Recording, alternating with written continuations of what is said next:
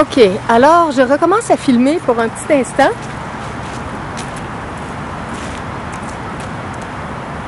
JF est sur l'autre banc à côté de moi. Donc, ma formule pour l'instant, c'est qu'on peut entendre la voix, mais c'est pas évident parce que on est tellement loin, il n'y a pas de micro. Je vais enregistrer et je verrai chez moi si je vais diffuser ou non. Donc, si vous voyez ça sur YouTube, c'est que vous savez que j'ai diffusé. Et sinon, on sait que je ne le diffuserai pas. Mais éventuellement, j'aurai vraiment besoin d'une meilleure caméra avec micro. Donc, ça viendra quand j'aurai des ressources pour ça ou c'est quelqu'un qui me fait un cadeau. OK. Alors, on va commencer, JF, avec le début, le tout début. Puis je verrai au fil du temps si on va dans d'autres sections. De toute manière, dans l'enseignement du cours, il y a énormément de choses qui sont reprises de façon différente, mais avec un même message fondamental. On peut le comprendre par toutes sortes de chemins différents. Donc, je vais m'en aller spécialement, non pas à l'avant-propos, mais au chapitre 1.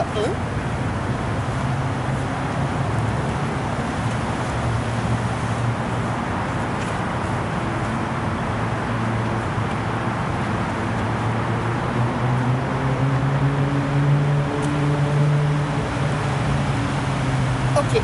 Alors, le chapitre 1 s'intitule « La signification des miracles » et si vous voulez l'avoir tout au complet, allez écouter toutes mes vidéos sur mon site des vidéos everyoneWeb.fr/cours en miracle avec un S.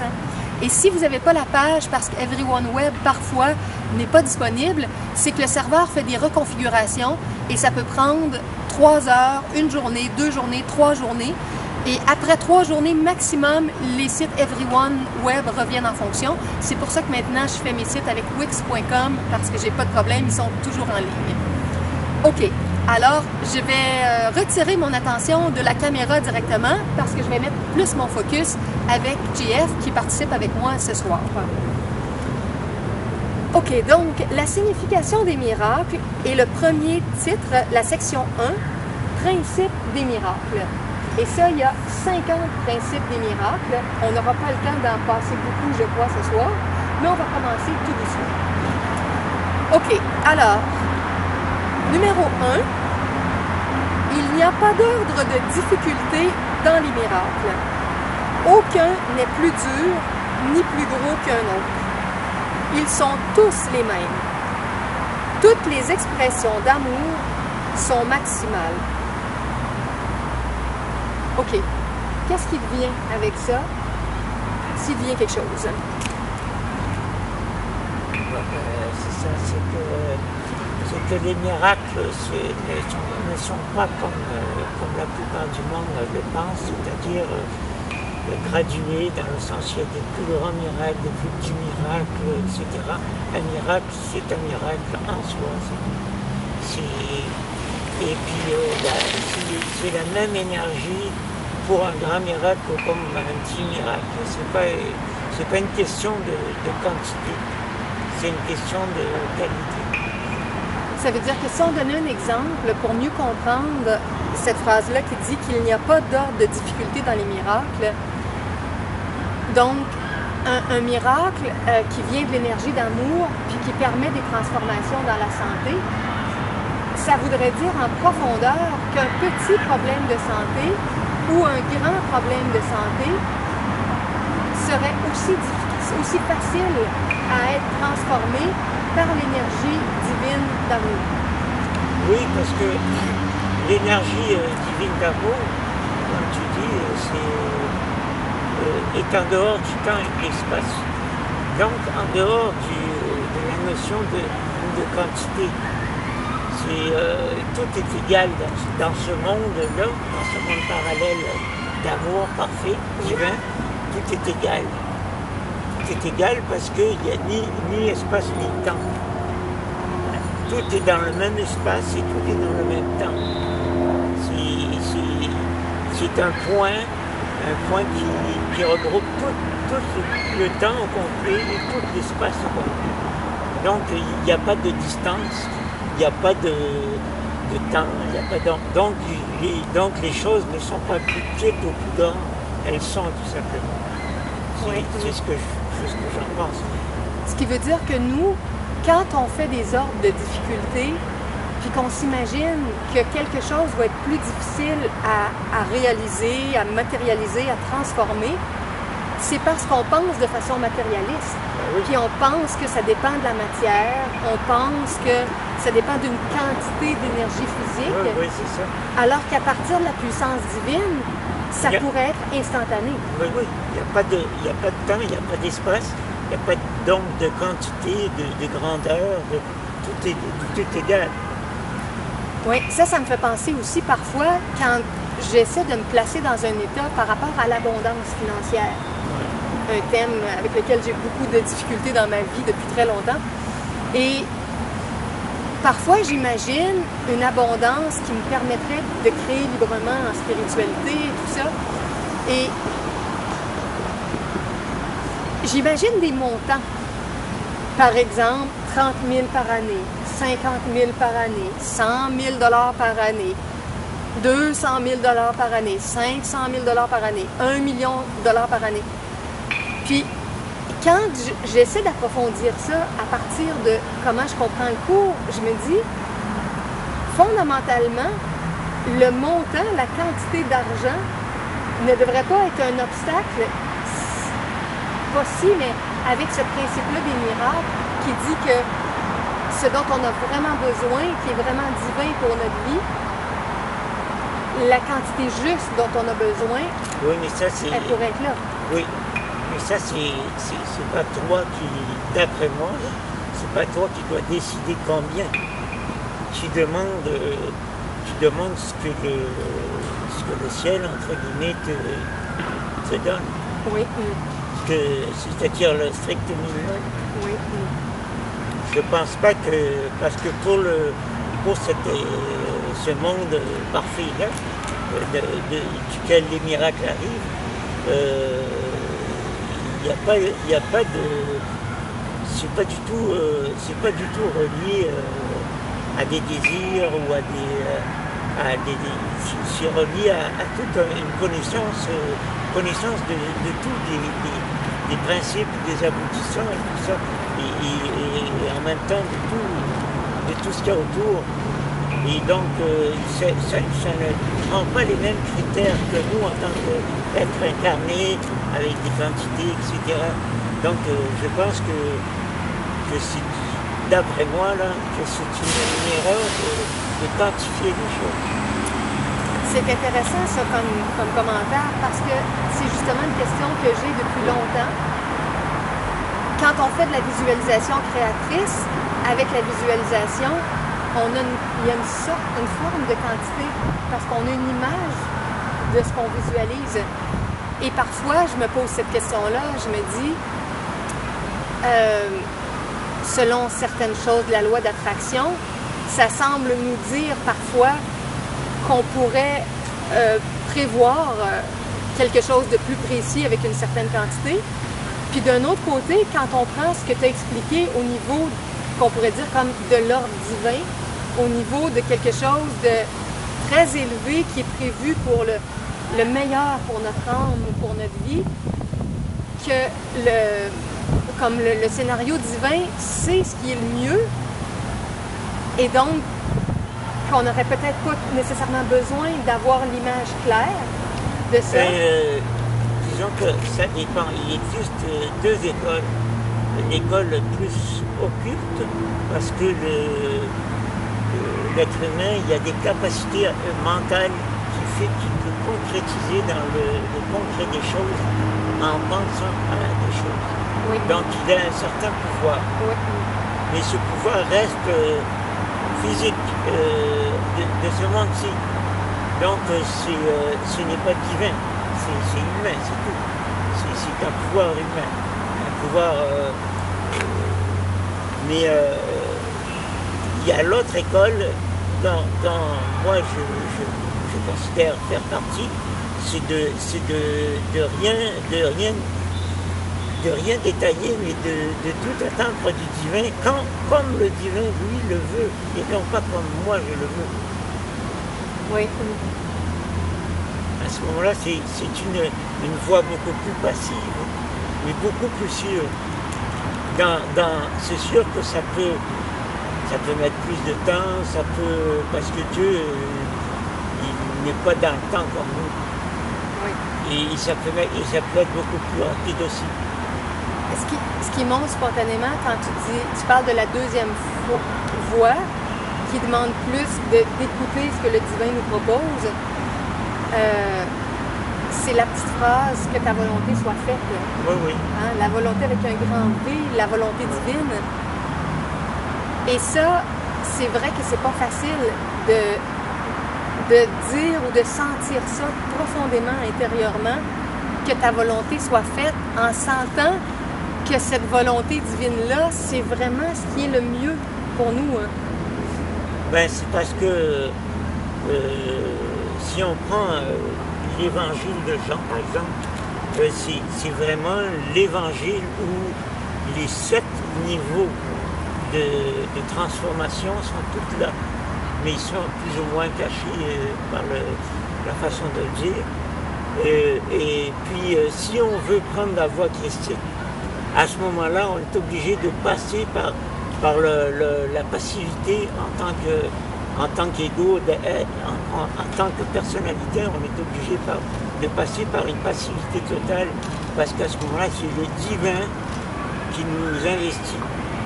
C'est le divin par le Saint-Esprit qui vient en nous, qui nous investit, etc. Et donc, c'est plus mystique qu'occulte à ce moment-là. Et c'est dans la longueur du temps, c'est beaucoup plus sûr, parce que ça dépend seulement sur le fait.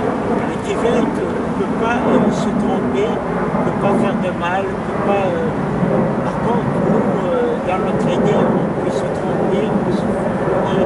Et donc, si tu vois qui éventuellement tourner dans un sens ou l'autre.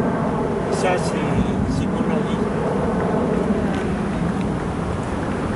Je vais juste rapprocher un petit peu la caméra parce que je pense pour capter nos voix, je vais la mettre plus proche, mais je vais changer l'angle pour un petit peu.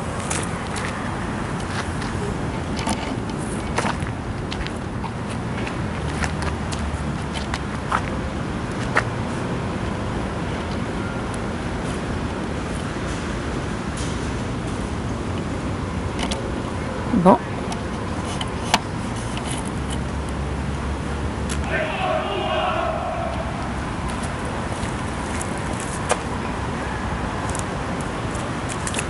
Je ne sais pas si ça va être mieux pour le son, mais en tout cas, on va faire des tests comme ça, de façon artisanale. OK, une autre chose qui me vient aussi avec ça, quand tu dis que c'est une voie plus sûre, parce que si on est capable d'accepter ce que le divin nous présente, c'est vrai que ça va être une avenue divine, assurément. Je réalise de plus en plus, quand on parle de chercher l'unité puis de ne pas être dans la dualité, que un des éléments fondamentaux de la dualité qui nous fait souffrir, c'est justement d'avoir une volonté individuelle qui est distincte de la volonté divine. Oui. Puis parfois, quand je dis à l'intérieur de moi, mon père ou ma mère, que ta volonté soit faite, ou dis-moi quelle est ta volonté pour moi ici, qu'est-ce que j'ai à vivre, à exprimer, à comprendre, à partager dans le monde, je sens la présence des deux voix. La petite voix en moi plus humaine qui aura envie par moment de faire des choses à sa façon et un autre plan, une autre vision qui pourrait arriver de la grande volonté divine qui a un plan pour ma vie. Puis quand j'ai peur que les deux ne concordent pas, je sens vraiment la dualité, puis je sens une partie de moi qui hésite à m'ouvrir à la grande volonté divine en me disant est-ce que ça va concorder, est-ce qu'on va être du même avis, est-ce qu'on va être en opposition. Attends, je vais juste finir ma phrase puis je te donne la parole. Puis je veux juste dire avec ça que je réalisais que tant que j'arriverai pas à m'abandonner pleinement à la volonté avec un grand V, la grande volonté divine, je vais toujours avoir la dualité qui fait que j'ai peur d'entrer en union comme ça, puis qu'il y a deux parties qui risquent de s'opposer et c'est souffrant. Alors je cherche de plus en plus comment reconnaître et entrer pleinement dans la volonté divine. OK, vas-y, qu'est-ce qui te vient? C'est parce que, au départ, justement, quand on est dans notre ego et notre personnalité, on pense qu'on peut régler toutes les choses, et etc. parce qu'on pense qu'on peut toujours y arriver, parce que plus ou moins on y est toujours arrivé quelque part. Mais notre vision de la vie et des choses est très limitée. On peut voir dans le passé, mais jusqu'à un certain point, comme on peut voir dans l'avenir jusqu'à un certain point. On n'a pas le contrôle du temps ni de l'espace. Oui. Okay. Alors que le divin, il y a tout le contrôle du temps et de l'espace. Donc, c'est qu'avant de commencer toutes ces choses-là, à partir de notre ego, c'est de savoir qu'il faut établir une confiance totale au divin, dans le sens que lui ne peut pas se tromper, lui sait dans 100 000 ans qu'est-ce qui va se passer, lui sait si tu fais ça, qu'est-ce que ça va faire, parce qu'il y a une vision du tout en même temps.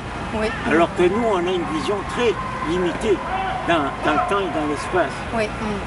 Donc c'est d'apprendre à connaître Dieu, premièrement, de savoir qu'il peut tout, il est tout, il a tout pouvoir. Et si les choses se passent comme elles se passent, c'est qu'il y a une idée derrière la tête, parce que dans l'avenir, il doit y avoir telle affaire, parce que lui, il voit toutes les interactions entre les choses, alors que nous, on ne sait pas. Oui. Donc c'est d'établir d'abord une profonde confiance. Tu viens de dire le mot profonde confiance en Dieu, parce que quand on a peur de la volonté divine, c'est comme si on disait Dieu pourrait être stupide, Dieu pourrait faire des erreurs, Dieu pourrait être méchant. Oui. Et toutes ces choses-là, en profondeur, ça fait pas de sens, puis c'est faux. Non, parce que ici, il ne serait pas Dieu. Il ne serait pas Dieu, non, c'est ça.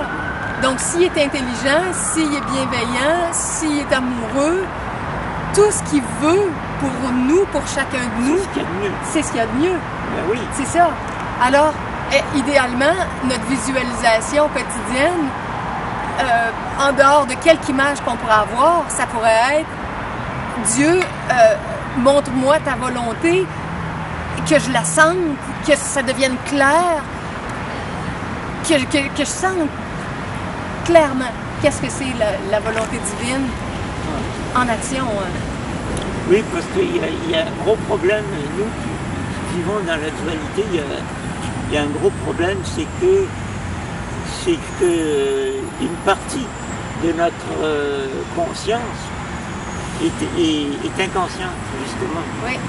Et donc, on est dirigé en grande partie par l'inconscient.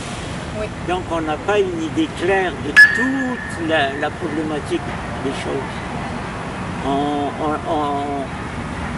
Ça peut être une influence de l'inconscient et une influence qu'on ne voit pas, qu'on ne ressent pas, mais qui se fait à travers nous, à travers le conscient, mais qui ne vient pas de notre conscient. Oui. Donc c'est ça le problème, et c'est ça qui fausse beaucoup les visions et les choses. C'est qu'on peut vouloir une chose consciemment, mais ne pas la vouloir inconsciemment. Oui. Et c'est là le problème. Les deux parties à l'intérieur de nous. Okay. On va s'arrêter sur cette phrase-là parce que sur toutes les phrases, on va avoir toutes sortes de choses intéressantes à partager. Donc, je vais continuer avec le deuxième principe des miracles. Là, on a parlé plus longuement. Des fois, on va parler de façon plus courte. Ça va dépendre de l'inspiration. Je ne sais pas si vous venez d'entendre, il y a un jogger qui vient de passer. On entendait ses espadrilles. Nous, on l'a vu. OK. Alors, le deuxième principe des miracles. Les miracles, comme tels, n'ont pas d'importance. La seule chose qui importe, c'est leur source, qui est bien au-delà de toute évaluation. Ben justement, c'est ce qu'on disait.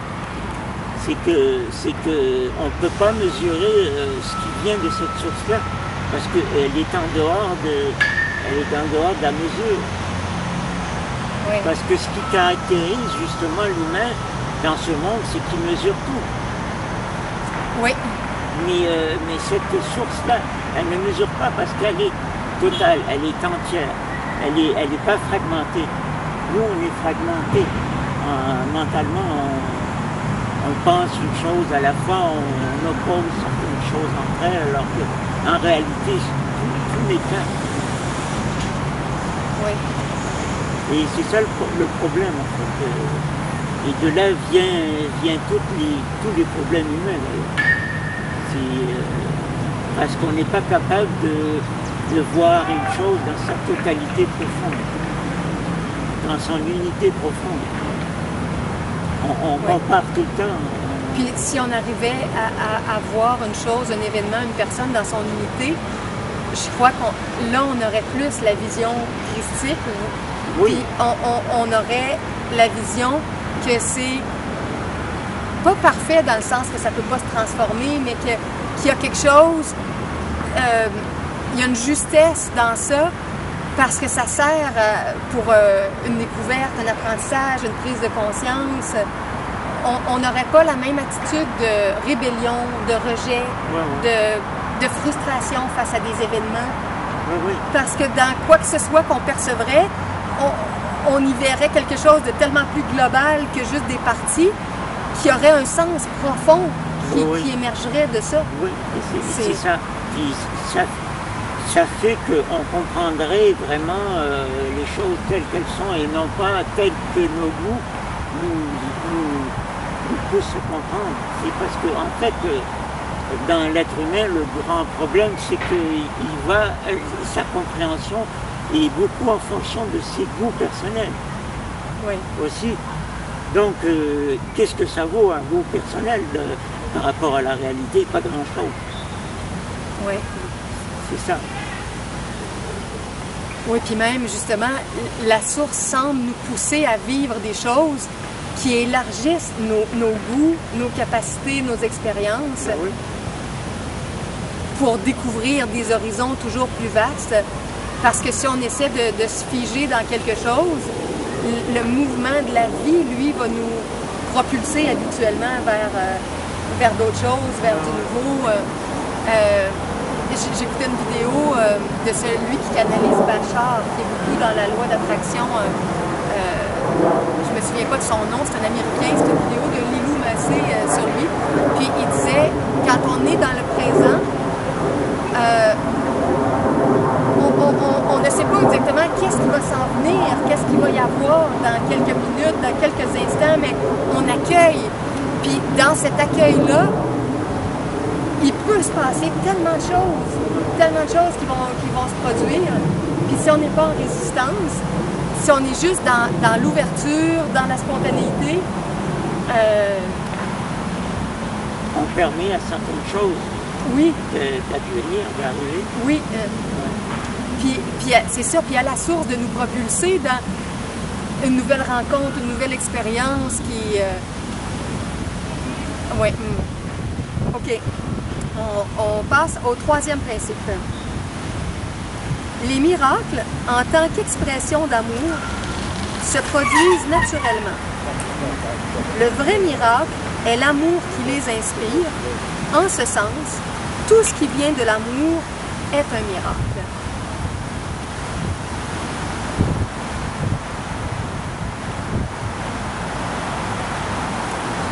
Une chose qui me vient, moi, c'est la première phrase quand ça dit que les miracles, en tant qu'expression d'amour, se produisent naturellement. On semble parfois penser qu'un miracle, c'est au-delà du naturel, que c'est vraiment quelque chose de super exceptionnel, alors qu'un cours en miracle nous dit c'est tout le contraire. Non, c'est tout le contraire. Les miracles, c'est quelque chose de naturel parce que ça vient de l'état d'amour qui est notre nature originelle. Oui, parce que ce qui empêche justement les miracles, c'est notre mental, c'est notre pensée qui, elle, commente ça. Elle le commente mentalement. Et donc, elle veut le comprendre mentalement et elle veut le mental veut posséder cette chose-là. Mais en réalité, c'est la chose la plus simple et la plus naturelle du monde. est la plus facile en fait, mais c'est nous qui ne sommes plus à l'état naturel originel. Oui. Parce qu'on veut intervenir tout le temps dans ce qui se passe.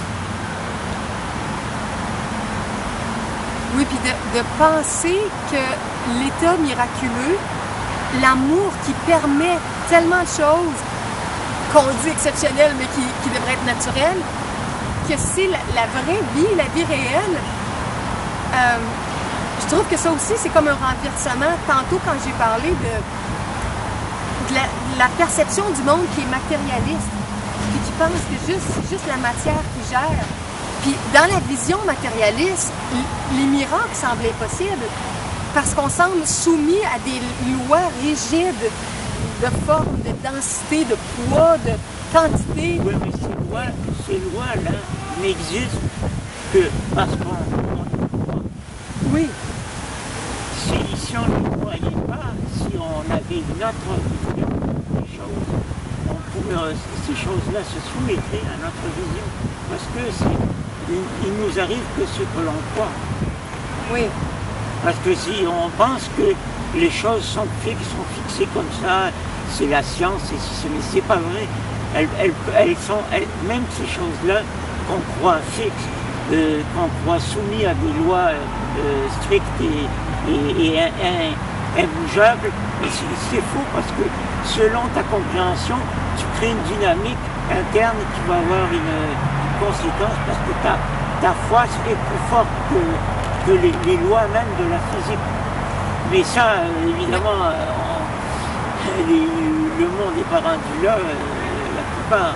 Il faut vraiment une foi très chevillée. Oui, une foi quoi? Chevillée. Chevillée, une foi chevillée. J'aime ton expression, avoir une foi chevillée. Oui, puis c'est ça, quand tu as dit tantôt, ça dépend de ce qu'on croit. Justement, c'est parce que la plupart des gens croient que c'est la matière dense qui a tout pouvoir. Ben oui. Puis parce qu'on croit ça, on s'enchaîne à la matière. Oui. Alors que c'est ce que j'aime tellement du cours. Tous les passages du cours nous ramènent à la perception, ou à pas la perception, mais la connaissance miraculeuse qui est qu'on est des esprits, ou qu'on est l'esprit un finalement, qu'on est l'esprit créateur. Ouais. Et que l'esprit est bien au-delà du corps, que le corps n'est qu'un accessoire de communication, mais que l'esprit en nous, lui, peut des choses infinies. Mais comme tu dis, il faut y croire. Si quelqu'un ne croit pas qu'il est esprit, s'il ne se souvient pas de sa nature d'esprit au-delà du corps dense, il ne peut pas déployer sa puissance d'esprit. Non, c'est sûr. Puis c'est ça. Depuis quelque temps, justement, je fais moins de production, je fais moins de vidéos, moins de livres, tout ça, mais j'écris mon journal personnel, je médite, je fais des réflexions, je fais beaucoup de travail intérieur. Puis j'essaie toujours de sentir de plus en plus cette nature-là d'esprit qui est là tout le temps, puis qui fait que tout le reste qui est plus dense, qui est plus visible, c'est au service de la nature de l'esprit. Oui, oui. Mais oui, c'est ça la difficulté, surtout dans notre monde qui est tellement rationaliste, qui est tellement, qui s'est éloigné tellement de ces choses-là, même après 2000 ans de christianisme. Mais par contre, ce monde-là évolue dans le temps aussi, parce qu'il y a un temps fixé pour ce monde-là. Comme dans l'Ancien Testament, c'est 6 pour 1, c'est-à-dire 6 jours, le 7e jour, 6 semaines, la 7e semaine, 6 ans, la 7e année, etc. C'est une loi universelle qu'au bout de 6 processus de temps, il arrive un 7e temps où est-ce qu'on est en dehors du temps et où est-ce que tout se réalise. Et ce 7e temps-là est très... au point de vue du 2016, il n'est pas très loin. Ce 7e millénaire là, de la Bible qui fait qu'on va arriver au 7e millénaire. Et puis comment ils font le calcul pour dire que là on entrerait dans la 7e étape? Qu'est-ce qu'est le calcul des 6 autres étapes? Bon, les Juifs sont en 5776. 5776. OK, fait qu'il termine presque le bloc de 6000 ans. Oui. Ça, c'est un calcul juif. Donc, 2000 ans plus 4000 ans en arrière. Oui, ça c'est... Ils disent que bon, c'est là qu'a commencé il y a 5776 ans qu'a commencé le divin qui s'est adressé à lui-même. Ça a commencé là. Ah, puis ça serait qui, à partir de qui, il y a 4000 ans avant Jésus-Christ? Ça serait Peut-être Abraham ou quelque chose comme ça. Quelque chose comme ça, oui. OK. Donc, eux, ils ont retracé une espèce de parcours où il y a eu des prophètes, où il y a eu des messagers divins. Puis, ils font ça sur une période de 4000 ans. Puis après ça, les 2000 ans depuis la naissance de Jésus. Non, ça ferait presque 6000 ans maintenant. Non, ça fait presque 6000 ans. C'est ça. La totalité de 4000 avant, 2000 après, presque 6000 ans. Oui, mais c'est ça. Mais ils ne croient pas, eux autres. Oui, c'est ça. Eux, ils ne reconnaissent pas comme un grand prophète. Oui, effectivement. OK. Mais c'est plus qu'un grand prophète, c'est un être humain qui a réalisé en lui toute cette divinité. Oui. Parce que le vrai christianisme, c'est quoi? C'est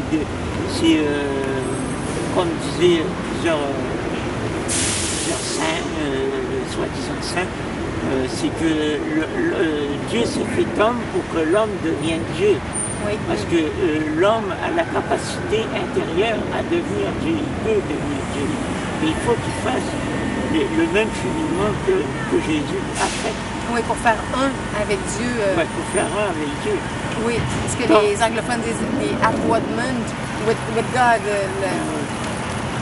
Mais justement, ce cours-là, moi je trouve qu'il nous guide d'une façon exceptionnelle pour cheminer sur cette voie-là de faire un avec Dieu, en découvrant les mécanismes en nous qui font qu'on a peur de Dieu, qui fait qu'on résiste à Dieu, qu'on essaie de le fuir ou de s'en éloigner, puis en nous montrant à quel point, comme tu disais, quand on le connaît, il est tout le contraire de ça, puis qu'on a tout avantage à s'en rapprocher.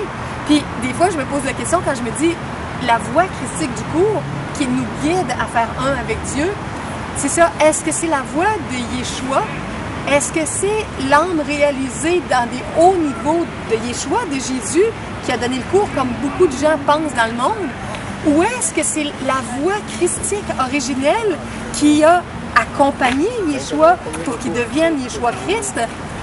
Est-ce que c'est cette voie-là? Oui, c'est la voie christique. Oui, mais en même temps, je me dis, est-ce que... Cette voie christique, là, elle n'est pas absolument... elle n'est pas juste pour Jésus, elle est pour tout le monde. Elle est pour tout le monde. Oui. Oui. Puis c'est pour ça qu'elle guide tout le monde. Oui, c'est ça. Pour qu'on incarne cette présence-là. Jésus, lui, ce qu'il a fait, il est venu montrer comment faire. Oui. Mais c'est pas un Dieu, il y avait sa personnalité humaine aussi. Oui. En tant que Jésus, en tant qu'homme. Oui. Mais il avait conscience du Christ en lui. Oui.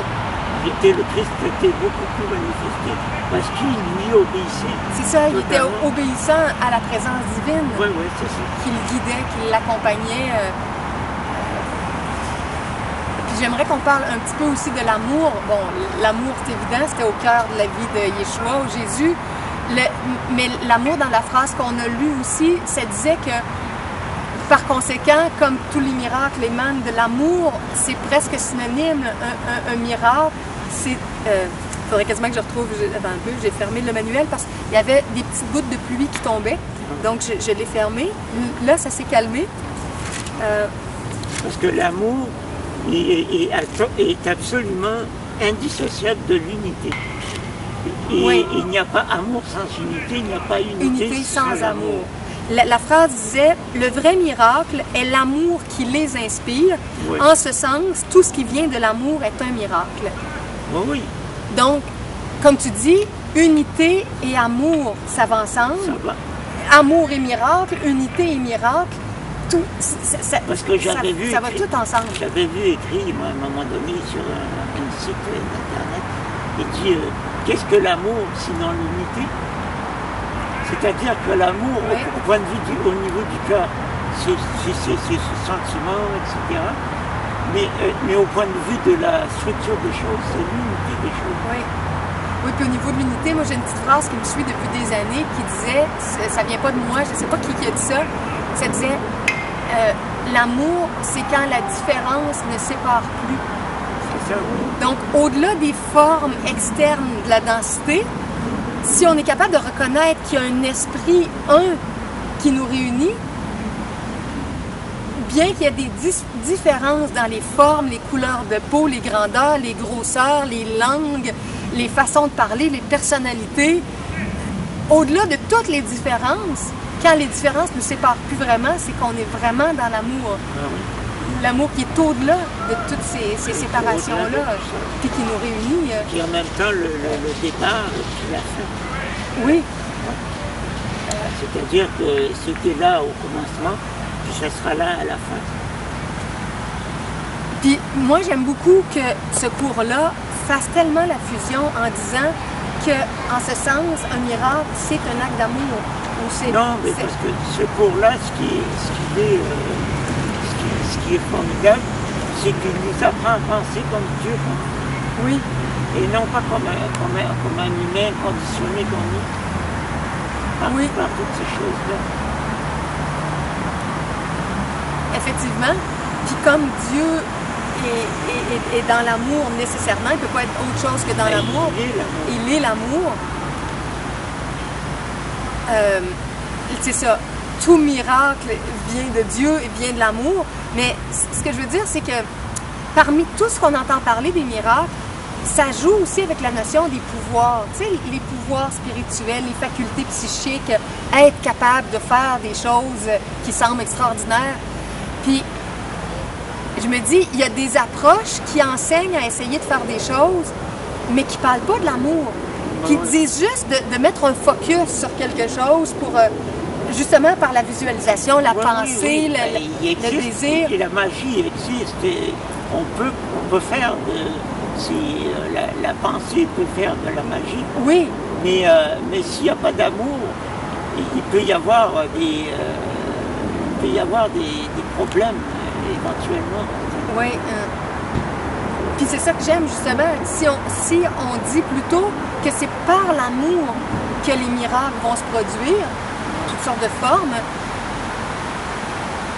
à ce moment-là, on est presque certain que ça va être bien, qu'on va être content, que ça va être bénéfique pour tout le monde. Parce que c'est l'amour qui va avoir inspiré tout ça.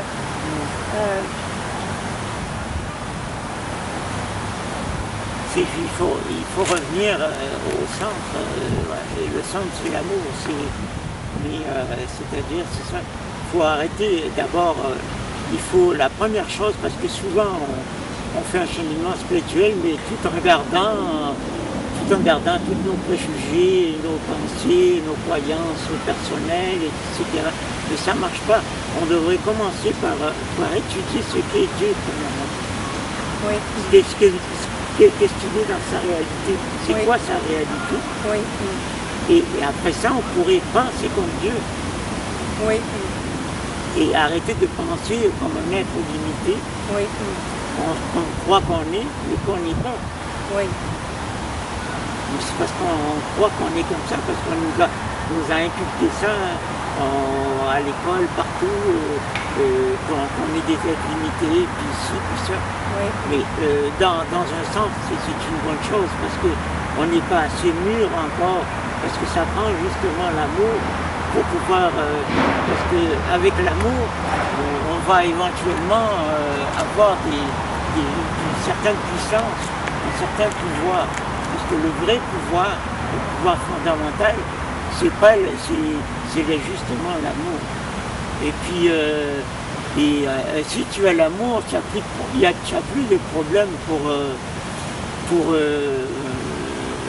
de l'égoïsme, dans le sens que tu peux pas déborder, tu peux pas faire du mal, etc. Si tu es vraiment dans l'amour, mais pas l'amour en tant que tu conçois toi, mais dans le divin, de l'amour du divin. Oui. Parce que lui, il est total, il est pas partiel, tandis que notre amour, nous, en tant qu'humains, est toujours partiel. Ça me fait penser à quelque chose que j'ai vécu en fin de semaine. J'étais dans ma famille, donc on a eu des discussions de famille avec différentes personnes. Puis, à un moment donné, il y avait des confrontations. On n'avait pas la même opinion sur certains sujets, on n'était pas d'accord, on ne comprenait pas les choses de la même façon. Puis là, il y avait des oppositions. Puis je pense à ma fille même, qui a SNI, elle a 16 ans et demi. Avant, elle n'avait pas des positions aussi fermes parce qu'elle était plus jeune, plein de sujets ne l'intéressaient pas vraiment, mais là, à 16 ans et demi, là, elle se positionne sur plein de choses, puis quand elle participe aux discussions, elle a son argument, puis si elle entend quelqu'un d'autre de la famille qui dit quelque chose complètement à l'inverse, ou bon, elle devient comme une jeune adulte, là. Puis là, je sentais, en fin de semaine, malgré tout l'amour qu'il y a dans la famille, les frictions qui montaient ici et là quand on s'entendait mutuellement sur certains sujets qu'on n'était pas nécessairement du même avis. Puis j'essayais de me calmer le plus possible, d'être à l'écoute, puis de me souvenir d'un enseignement du cours qui dit toujours que quand on n'est pas dans l'amour, on est dans la peur. Ben oui. Puis de remarquer que quand il y avait des positions parfois très arrêtées, très, comment dire, secs, qui étaient émises par moments et qui pouvaient être dites d'une façon presque, on pourrait dire, comme blessante, là, si on n'est pas pratiqué à recevoir certaines énergies, des fois ça peut nous blesser. En profondeur, on ne peut pas être blessé tel que le cours le dit, mais en surface, dans notre personnalité. Et puis là, je me disais, ah oui, mais ce point de vue-là, dans le fond, il s'enracine dans la peur. Je vois que cette personne-là a dit ce qu'elle a dit parce que derrière son propos, je sentais la peur. Oui, parce que j'avais lu déjà un article sur la tyrannie des points de vue. OK. C'est qu'on a des points de vue, c'est-à-dire qu'on voit les choses à partir d'un point, mais on ne voit pas les choses 360 degrés, on ne voit pas tout d'un seul coup. On prend un parti parce qu'on se place à partir d'un cercle et on voit donc les choses à partir de ce point-là. Oui. Mais il y a autant de visions qu'il y a de points dans le cercle.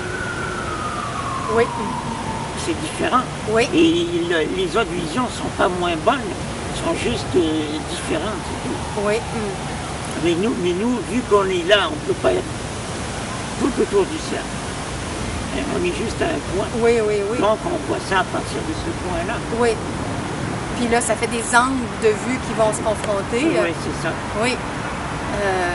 Puis quand dans un angle, il y a vraiment la présence de la peur en plus, c'est sûr que la peur va avoir un discours qui va limiter, qui est très apeuré, puis qui est...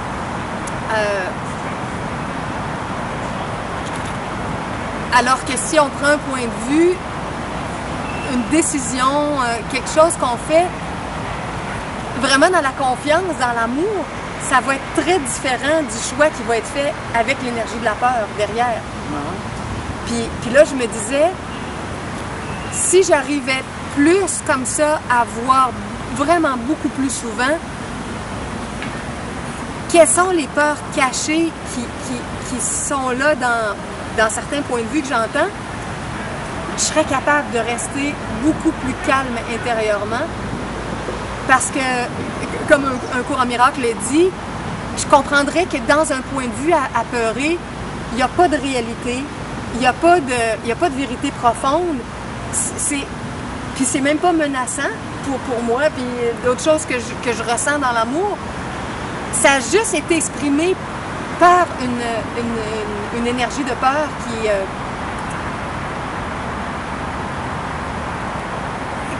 fait comme un grand spectacle l'espace de quelques secondes ou quelques minutes. Puis c'est impressionnant, une personne qui parle sous l'emprise de la peur. Le ton de voix, l'attitude, comme je disais, la rigidité qui est dans ça, c'est très spectaculaire. Mais si on se souvient que derrière toute cette apparence-là, c'est la peur qui parle. Oui, parce que la peur, c'est la peur du vide. C'est parce que... Du manque. etc. Oui. Mais c'est une illusion. Parce que dans la totalité, tout repose et tout est calme. Oui. Mais la peur, elle vient de la peur du vide, de la peur de ne pas pouvoir contrôler quelque chose. Alors qu'en réalité, même si notre conscient ne contrôle pas tout, notre inconscient, notre âme, disons, elle connaît tout. Oui. Donc c'est juste qu'il faut faire confiance en cette partie qui n'est pas consciente et qui n'est pas pour l'instant, mais qu'il y a quelque chose de vrai, de bon dans ce vide-là. Oui. Et non pas justement un vide apparent qui nous déstabilise. Oui, puis la peur du manque, justement, de rentrer dans un vide, dans un manque, ça nous fait prendre des mauvaises décisions. Parce que quand on craint le manque, on ne va pas nécessairement choisir la voie la plus amoureuse. Comme il y a quelques jours, quand j'ai vraiment arrêté ma décision, que je faisais mon cycle d'activité sur un cours en miracle dans le parc cet été, puis dans la gratuité, comme toujours, c'est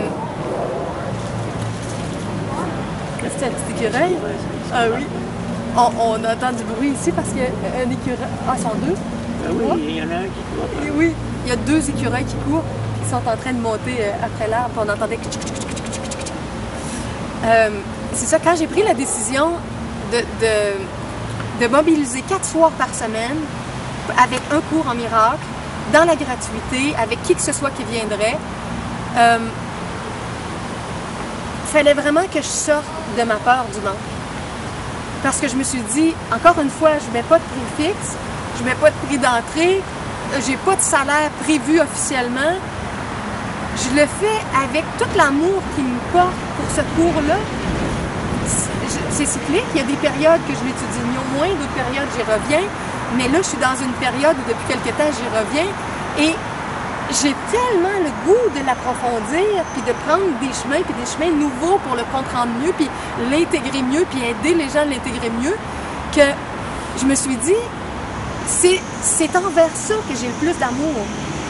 Je me disais, il y a des gens qui me disent « Julie, mets-toi dans les mains des agences de conférenciers, ils vont t'organiser des conférences à Montréal puis au Québec, puis ils vont te charger des prix 2, 3, 500 $, puis tu vas être bien payé, mais cette formule-là impliquerait que j'ai un programme plus fixe, qui savent qu'est-ce que je vais donner, qu'ils soient d'accord, qu'ils vont comme vendre telle conférence que je vais donner.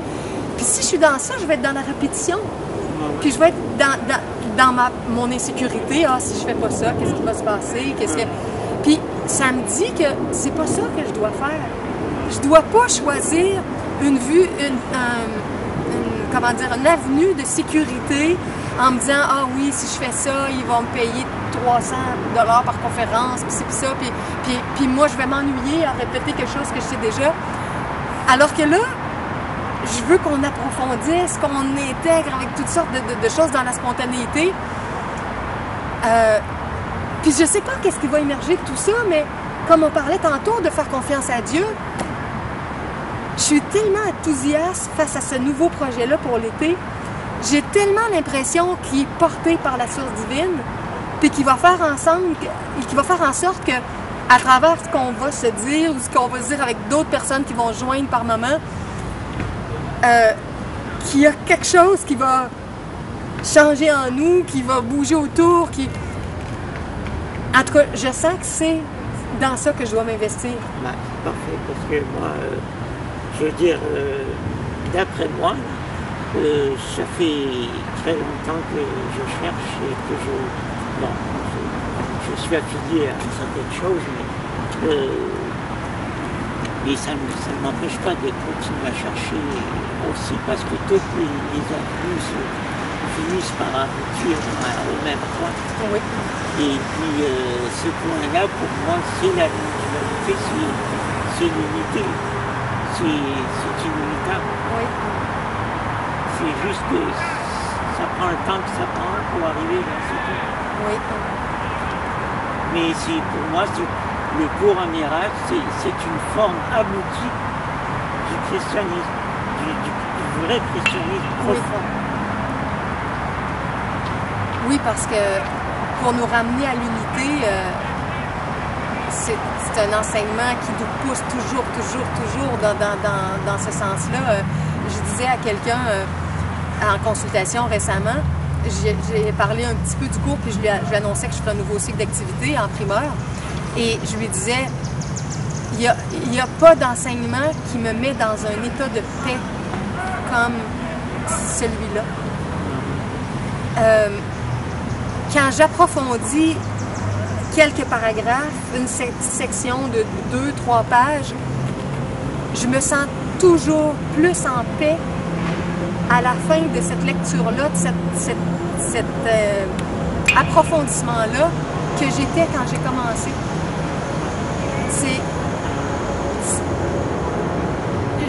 J'ai de la misère à décrire comment ça nous propulse vers quelque chose de profond puis de divin qui nous fait toujours savourer un peu plus de paix.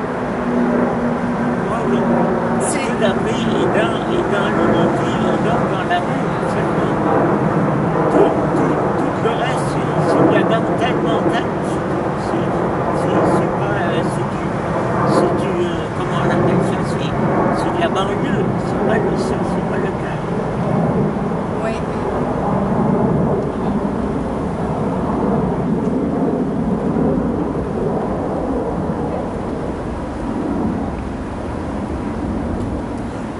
Je pense qu'on est prêt pour passer un 4e principe.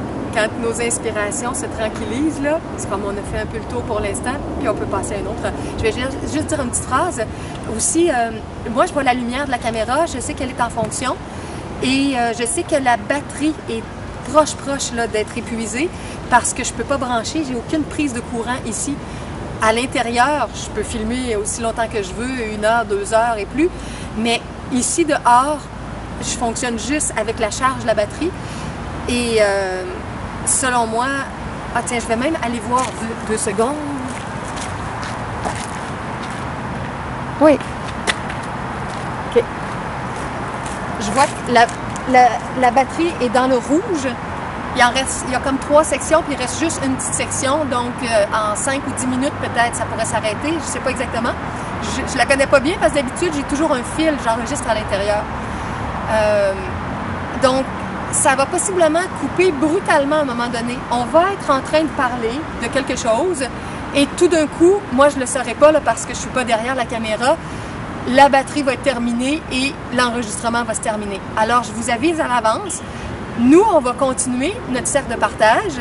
Là, il est rendu, il est maintenant 8h10 ici à Montréal. On va filer jusqu'à 9h, mais... d'ici 5-10 minutes, je crois, l'enregistrement va se terminer. Donc, je vais vous dire salut tout de suite à l'avance. Je vais vous remercier d'avoir partagé avec nous ce moment-là qu'on a vécu, de vous être unis en esprit avec nous. J'espère que nos partages, vous arrivez à en entendre assez, même si la caméra ne peut pas bien capter le son dehors de la même façon, avec tous les bruits ambiants. Et j'espère que ça fait émerger des choses dans votre univers aussi. Et... on va se rattraper pour une prochaine vidéo éventuellement. Alors là, je vais continuer notre cercle de partage. Et comme je vous dis, dans quelques temps, ça va couper, mais je ne saurai pas quand exactement. OK. Alors, on arrive au 4e principe maintenant.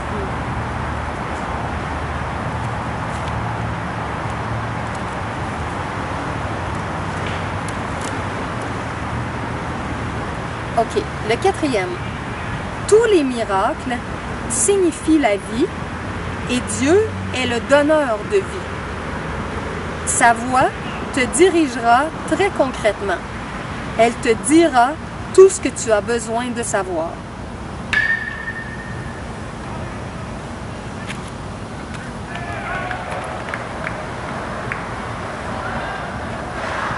Oui, c'est le principe, Dieu c'est le principe de la vie. La façon dont moi je m'imagine, c'est qu'avant d'être plein de choses, il est d'abord vie. Vie. Oui, vie. Puis c'est pour ça que les miracles sont associés à la guérison, parce que ça régénère et ça donne de la vie, ça donne de l'énergie, ça vitalise. Une sorte, il y a toutes sortes de formes de miracles, de transformation, mais ceux qui sont associés aux guérisons. Oui, donc, de se rapprocher de ce qui est miracle, de ce qui est Dieu, c'est de se rapprocher de tout ce qui vit vraiment, Oui, de tout ce qui... C'est la source. De la vie. Oui, La source de la vie avec tout ce qu'elle contient. C'est-à-dire la pensée, la joie, le truc, tous les aspects de la vie. et Dieu est le donneur de vie, oui. Ce que ça me fait penser, c'est... des fois, on voit des gens dans la société qui fonctionnent un peu selon le mode vampirique, qui essaient de tirer de l'énergie des autres à l'extérieur quelque chose pour se nourrir. Puis, quand j'approfondis ça, je vois une grosse différence entre les gens qui ont un chemin spirituel pour se connecter à la source, se connecter à Dieu, ou en tout cas, on est toujours connecté, mais se sentir qu'ils sont reliés, connectés et nourris par Dieu, par la source, par le Père-Mère, peu importe comment on l'appelle, et qu'il y a une nourriture intérieure qui vitalise, inspire, guide. Alors que les gens qui sont plus dans un parcours matérialiste, qu'on va dire souvent athées, par exemple, qui ont l'impression qu'ils ne sont pas guidés, qu'ils ne sont pas nourris, c'est comme si, par leur perception, ils se sont créés une illusion de déconnexion, une illusion de séparation. Puis c'est comme s'ils sont plus nourris de l'intérieur, puis là, ils ont besoin d'aller se nourrir de différentes façons à l'extérieur. Fait que j'ai l'impression que toutes sortes de choses de l'ordre du vol, du viol, de la criminalité, c'est nécessairement des voies où il y a une absence de spiritualité, une absence de sensation du divin qui nous nourrit. Parce que quand on sent cette nourriture-là, on est automatiquement moins porté à aller essayer de prendre, dévaliser, extorquer, tu vois, parce qu'il y a déjà une richesse intérieure qui est là. Donc, plutôt quand tu disais, par exemple, on aurait tout avantage à apprendre à connaître Dieu de plus en plus, je me dis, effectivement, parce que plus on va connaître Dieu et plus on va le ressentir dans toutes ces manifestations, plus on va sentir la vie. Ben oui. Puis l'enthousiasme.